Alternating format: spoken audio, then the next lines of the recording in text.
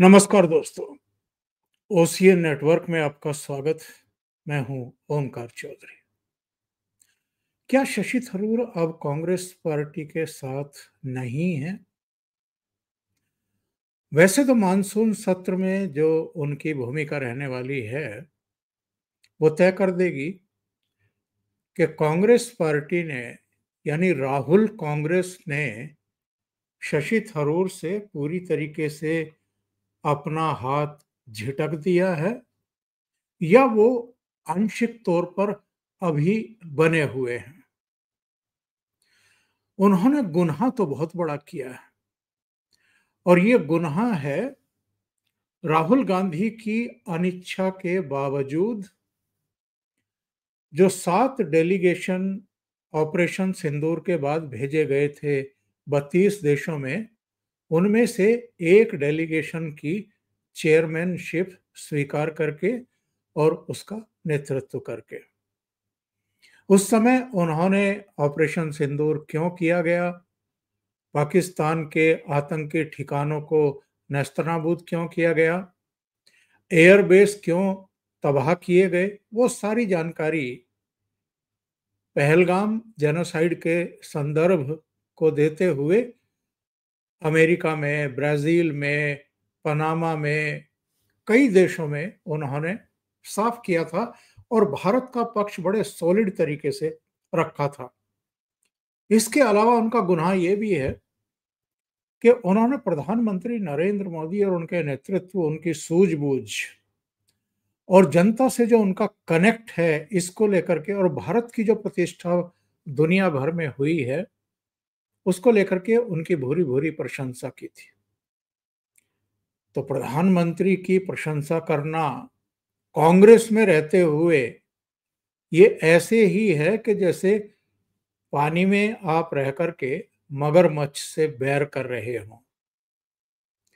राहुल गांधी की इस बदली हुई कांग्रेस में तो वही रह सकता है जो मल्लिकार्जुन खड़गे की तरह ये भाषण दे कि प्रधानमंत्री नरेंद्र मोदी रोज टीवी पर आकर के भौंकते हैं, या अगर शिवराज सिंह चौहान जल्दबाजी में अपनी पत्नी को गाड़ी में बैठाना भूल गए और राजकोट के लिए निकल गए विमान पकड़ने के लिए, तो वहां पर सुरेंद्र राजपूत अपने ट्विटर हैंडल पर लिखते हैं कि भारतीय जनता पार्टी में तो पत्नियों को भूल जाना एक परंपरा बनी हुई है। वैसे प्रधानमंत्री के बारे में कांग्रेस में हर स्तर पर बदजुबानी की नई नई इबारतें लिखी गई हैं। तो एक एक मैसेज है कि अगर तुम तड़ाक करके राहुल गांधी अपने से 20-21 वर्ष बड़े प्रधानमंत्री के बारे में तरह तरह की टिप्पणियां कर सकते हैं, तो फिर बाकी सबको भी ये एक मैसेज तो है ही कि जितनी आप गालियां देंगे, जितनी आप प्रधानमंत्री को तुम तड़ाक से बोलेंगे, जितनी उनकी छवि को आप खराब करने की कोशिश करेंगे, उतना ही ऊंचा पद आपको कांग्रेस में मिलेगा और आपको मेन स्ट्रीम में भी रखा जाएगा। उनके सारे प्रवक्ताओं को आप देख लीजिए, मीडिया सेल के इंचार्ज को देख लीजिए, वो हर चीज के लिए सीधे प्रधानमंत्री नरेंद्र मोदी से जवाब मांगते हैं। अभी एक दिन पहले की तो बात है, जयराम रमेश ने तमाम सवाल दागते हुए और ट्रंप जिस तरीके से मध्यस्थता की बात कर रहे हैं, सीज फायर की बात कर रहे हैं, उस पर वो कह रहे हैं कि हमें सदन के भीतर सीधे प्रधानमंत्री नरेंद्र मोदी का जवाब चाहिए, कोई सब्स्टिट्यूट नहीं चलेगा। और ये वो कांग्रेस है एक्चुअल में जो देश की मेन स्ट्रीम पॉलिटिक्स में, मुख्य धारा की राजनीति में मतदाताओं के द्वारा अलग थलग कर दी गई है, दीवार से लगा दी गई है। तब ये इस तरह की लैंग्वेज का यूज करते हैं। तो मूल सवाल जिस पर मैंने एक कार्यक्रम किया है वो ये कि शशि थरूर कांग्रेस में हैं या नहीं हैं या किनारे कर दिए गए हैं। वैसे तो जो मैंने कहा है कि मानसून सत्र आज से शुरू हो ही रहा है, तो मानसून सत्र में कांग्रेस पार्टी उनको कोई जिम्मेदारी देती है या नहीं देती है, अलग-अलग विषयों पर जो चर्चाएं होंगी, अगर इन्होंने पार्लियामेंट को चलने दिया, क्योंकि सबको पता है कि ये हर सेशन में शुरू का 1 सप्ताह 10 दिन इनको हंगामा करना ही करना है, पार्लियामेंट को बाधित करना ही करना है। किसी न किसी मुद्दे पर स्थगन प्रस्ताव लेकर के आना है। सरकार ने अगर स्पीकर ने या सभापति ने उसको स्वीकार नहीं किया तो इनको पार्लियामेंट नहीं चलने देनी है। लेकिन जब भी चलेगी उसमें अगर जो की इनके स्पीकर हैं अलग-अलग विषयों पर, उनमें अगर शशि थरूर को कोई दायित्व नहीं दिया जाता है तो मान लेना चाहिए कि शशि थरूर से कांग्रेस ने अपना हाथ छिड़क दिया है। अब ये सवाल क्यों खड़ा हुआ कि शशि थरूर कांग्रेस में हैं या नहीं हैं? केरल कांग्रेस के वरिष्ठ नेता के करुणाकरण के साहबजादे के मुरलीधरन का एक बयान आया रविवार को और उन्होंने कहा कि हम अब शशि थरूर को प्रदेश कांग्रेस कमेटी की किसी बैठक में आमंत्रित नहीं करेंगे और जब तक वो राष्ट्रीय सुरक्षा को लेकर के उन्होंने जो बयान दिया है उस पर अपनी स्थिति स्पष्ट नहीं कर देते हैं, तब तक हम उनको किसी बैठक में नहीं बुलाएंगे और अब वो हमारे साथ नहीं हैं। के मुरलीधरन एक्चुअल में केरल के पूर्व मुख्यमंत्री के करुणाकरण के साहबजादे हैं, यानी जो वंशवादी राजनीति है कांग्रेस में, वे उसकी अगली पीढ़ी के नुमाइंदे हैं, आप ऐसे समझ सकते हैं। के करुणाकरण के बारे में बहुत सारे दर्शक जानते होंगे, जो नहीं जानते उनके लिए मैं बता दूं, 1977 में 1 डेढ़ महीने के लिए मुख्यमंत्री बने थे, फिर 1981 में बने, फिर 1982 में बने और लास्टली वो 1991 में 1991 में केरल के मुख्यमंत्री रहे। यानी कुल मिलाकर के 4 बार वो केरल के मुख्यमंत्री रहे।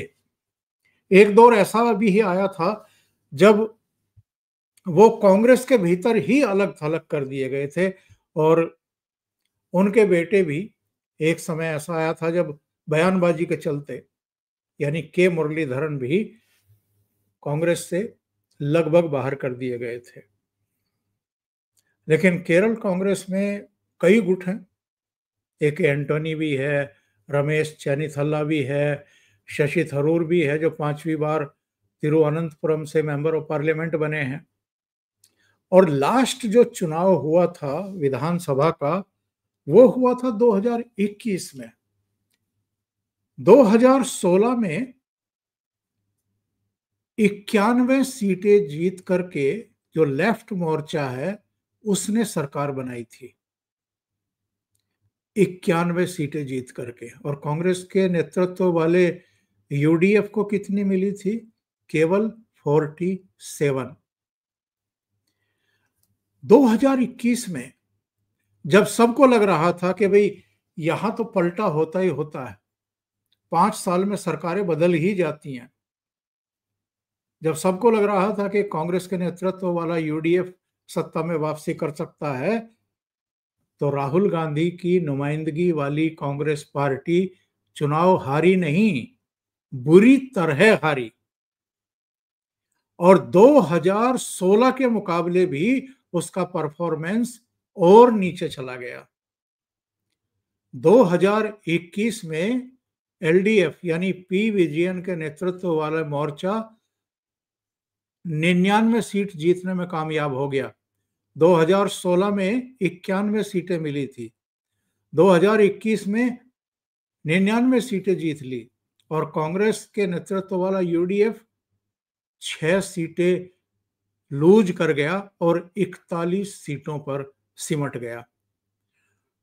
अब आप देखिए राहुल गांधी के नेतृत्व में कांग्रेस किस तरीके से डिफीट हो रही है, हार रही है, और लोग उसको एक्सेप्ट नहीं कर रहे हैं। केरल और असम दोनों के साथ चुनाव हुए थे और दोनों जगह कांग्रेस हारी थी। वहां भी 5 साल सोनोवाल के नेतृत्व में भारतीय जनता पार्टी की सरकारें अपना कार्यकाल पूरा किया था। बाद में उनको केंद्र में लिया गया और फिर हिमंता बिस्वा शर्मा को वहां चीफ मिनिस्टर बनाया गया, क्योंकि भारतीय जनता पार्टी फिर से असम में चुनाव जीत गई थी निरंतरता में दूसरी बार, और कांग्रेस निरंतरता में दूसरी बार हारी थी। केरल में भी निरंतरता में दूसरी बार कांग्रेस हारी थी।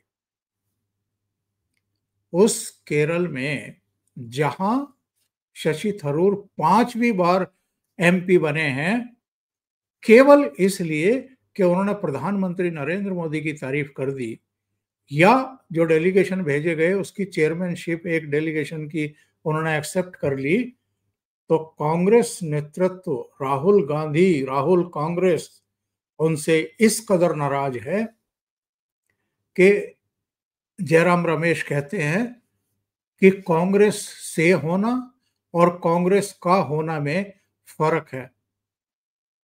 यानी इनके जो मीडिया विभाग के प्रभारी महासचिव हैं वो भी अब शशि थरूर को कांग्रेस में नहीं मानते हैं। और दूसरा बयान अब ये के मुरलीधरन का आया है।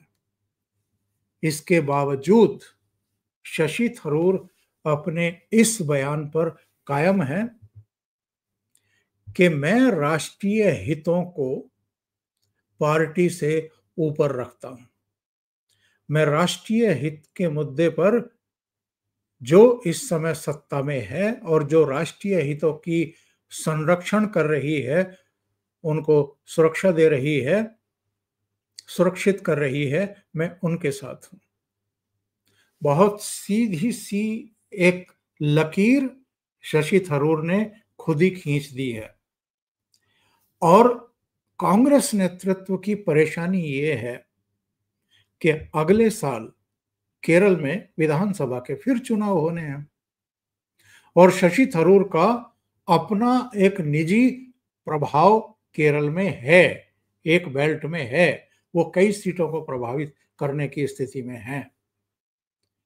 ऐसे में कांग्रेस का जो शीर्ष नेतृत्व है वो तो अभी खामोश है, लेकिन जो इधर उधर के लोग हैं वो शशि थरूर के बारे में इस तरह के बयान दे रहे हैं। तो मेरा कहना ये है कि ये मानसून सत्र बहुत हद तक चीजों को और क्लियर करने वाला। अभी के लिए इतना ही। बहुत बहुत धन्यवाद। अगर आपको ये चैनल और इसके कंटेंट पसंद आ रहे हैं तो लाइक करें, कमेंट करें, वीडियो को शेयर भी करें।